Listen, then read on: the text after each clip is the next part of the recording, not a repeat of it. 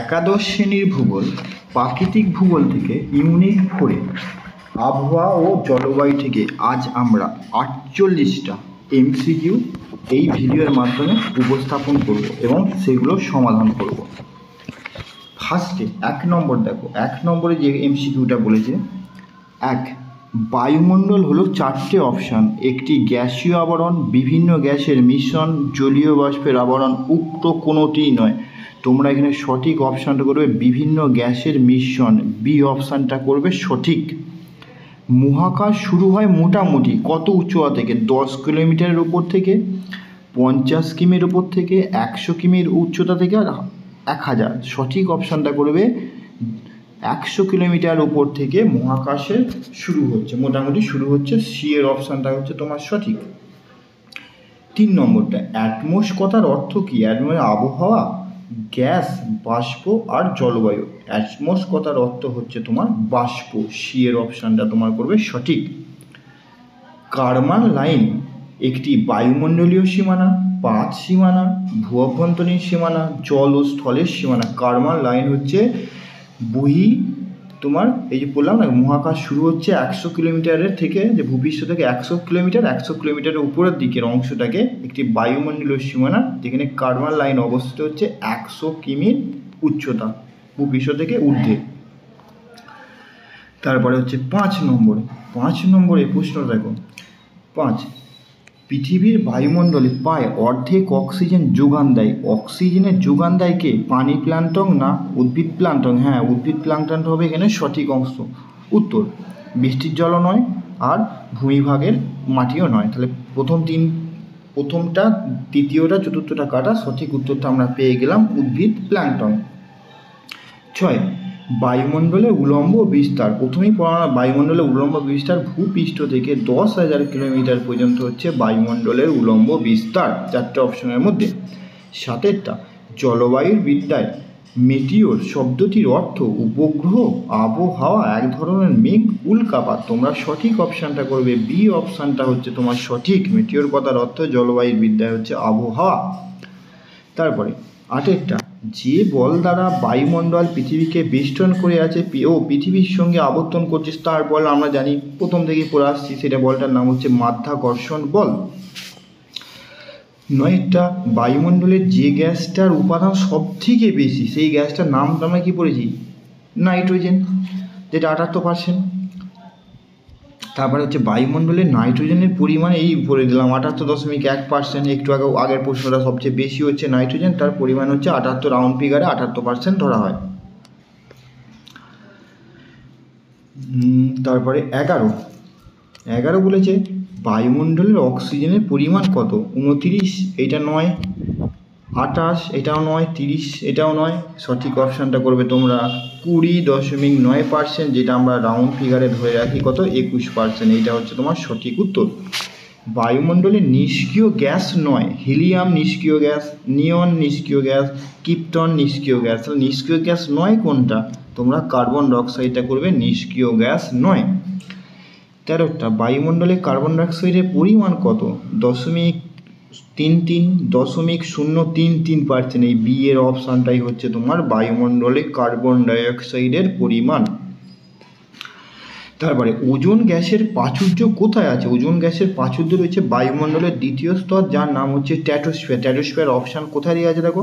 Ozone গ্যাসের প্রাধান্য দেখো সি অপশানে দেওয়া রয়েছে। 14, উল্কাপিণ্ডগুলো পুড়ে ছাই হয়ে যায় কোথায়? মেসোস্ফিয়ারে। মেসোস্ফিয়ারে কোন অপশানে দেওয়া? দেখো ডি অপশানে দেওয়া আছে, উল্কাপিণ্ডগুলো পুড়ে ছাই হয়ে যায় বায়ুমণ্ডলের ডি অপশানে হচ্ছে মেসোস্ফিয়ারে। তারপরে 14 হলো, 15 হলো, এবার 16 বলেছে উচ্চতা বৃদ্ধির সাথে সাথে উষ্ণতা হ্রাস পায়। উচ্চতা বৃদ্ধির সাথে সাথে উষ্ণতা হ্রাস পায়, স্ট্র্যাটোস্ফিয়ারে বৃদ্ধি পায়, থার্মোস্ফিয়ারে বৃদ্ধি পায়, ট্রোপোস্ফিয়ার। বায়ুমণ্ডলের সর্বনিম্ন স্তরে হচ্ছে ট্রোপোস্ফিয়ার, যেখানে উচ্চতা বৃদ্ধির সাথে সাথে প্রতি কিলোমিটারে 1 কিমি উপর দিকে তুমি উঠলে 6.4 ডিগ্রি সেলসিয়াস হারে উষ্ণতা হ্রাস পায়।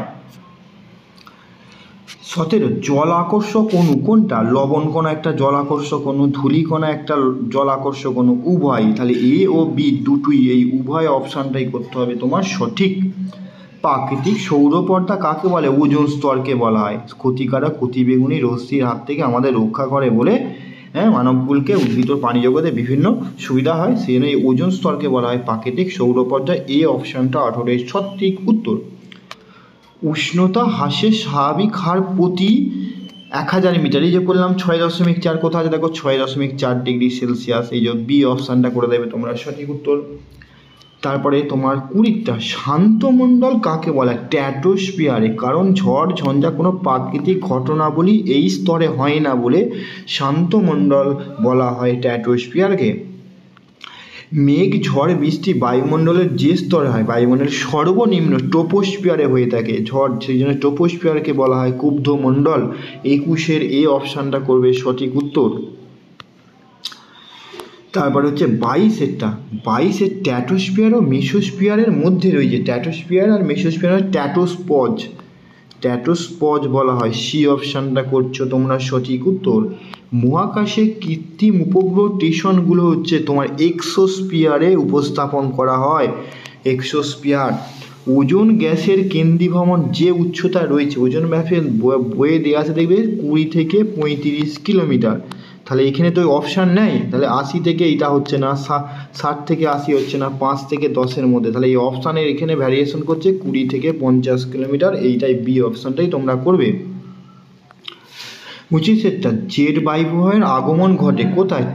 ট্রপোস্পজের ওপরে, স্ট্র্যাটোস্পজের ওপরে, মেসোস্পজের ওপরে, কোনোটি নয়, এখানে সঠিক অপশানটা করবে এ এর অপশানটা, ট্রপোপজের ওপরে।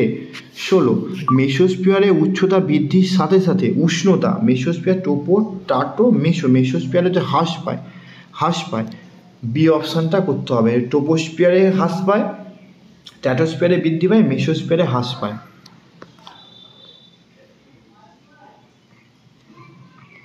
তারপরে নিরক্ষরেখায় ক্ষুব্ধমণ্ডলের উচ্চতা কত? নিরক্ষরেখা মানে ট্রপোস্ফিয়ারের উচ্চতা কত? নিরক্ষরেখা হচ্ছে 16 থেকে 18 কিলোমিটার, এখানে দেখো 16 থেকে 25 কিলোমিটার, এটা নয়, 10 কিলোমিটার এটাও নয়, এটা দেখো 16 থেকে 18, মানে এই সি অপশানটা করতে হবে।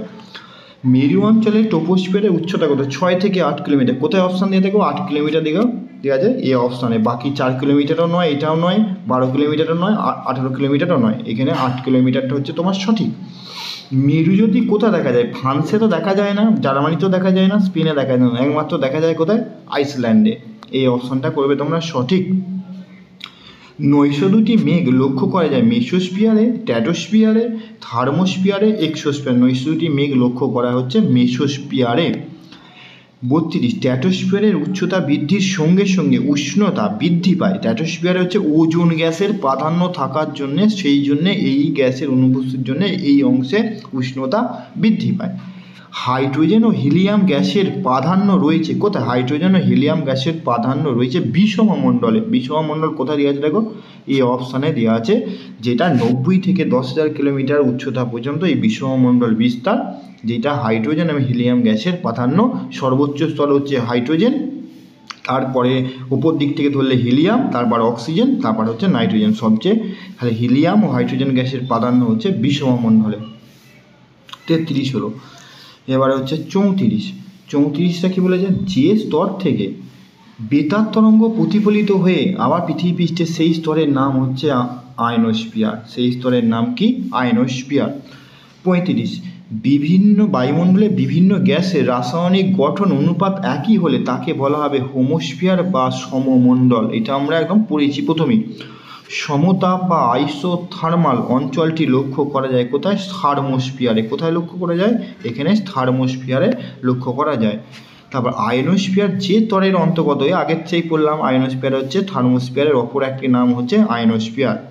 আন্তঃগ্রহ চৌম্বক ক্ষেত্র রয়েছে কোথায়? ম্যাগনেটোস্ফিয়ারে, থার্মোস্ফিয়ারে, আয়নোস্ফিয়ারে, এক্সোস্ফিয়ারে। সঠিক অপশানটা করবে 38 দিয়ে, ম্যাগনেটোস্ফিয়ারে হচ্ছে আন্তঃগ্রহ চৌম্বক ক্ষেত্র রয়েছে। এবার হচ্ছে 39 থার্মোমিটারে উষ্ণতা বৃদ্ধি পায় কারণ সূর্যের অতিবেগুনি রশ্মি ইয়েস, সূর্যের রঞ্জক রশ্মি ইয়েস, তাহলে সি অপশানটা, দুটোই যখন আছে তাহলে এখানে উভয় অপশান দেওয়া আছে, উভয়টাই তোমাদের করতে হবে।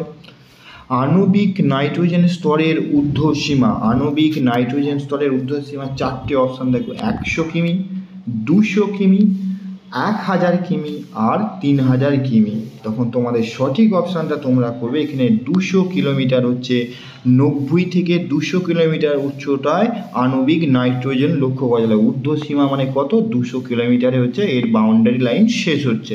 তারপরে 200 থেকে তোমার 1100 কিলোমিটার অক্সিজেনের স্তর তোমার শুরু হচ্ছে। 41 বায়ুমণ্ডলের ঘনত্ব সব থেকে বেশি কোথায়? সবচেয়ে ঘনত্ব বেশি হচ্ছে সমুদ্র পৃষ্ঠে। 42 বায়ুমণ্ডল গঠনকারী উপাদানের 3/4 ভাগ অংশ ভূপৃষ্ঠের যে উচ্চতার মধ্যে লক্ষ্য করা যায়। এইটা হবে না, এটা হবে না, এটা হবে না, সবচেয়ে বেশি হচ্ছে 10 থেকে 11 কিলোমিটারের মধ্যে বেশি পরিমাণ লক্ষ্য করা যায়। এই অপশানটা করবে তোমরা সঠিক।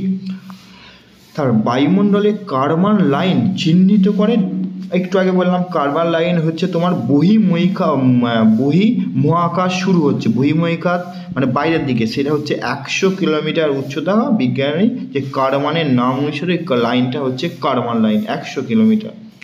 44 নিম্ন বায়ুমণ্ডলের ঊর্ধ্বসীমা কত কিলো? নিম্ন বায়ুমণ্ডলের ঊর্ধ্বসীমা হচ্ছে 100 কিলোমিটারের, এটা 100 কিলোমিটার উচ্চতার মধ্যে অবস্থিত। যেটা হচ্ছে 44-এর এই অপশানটা করতে হবে।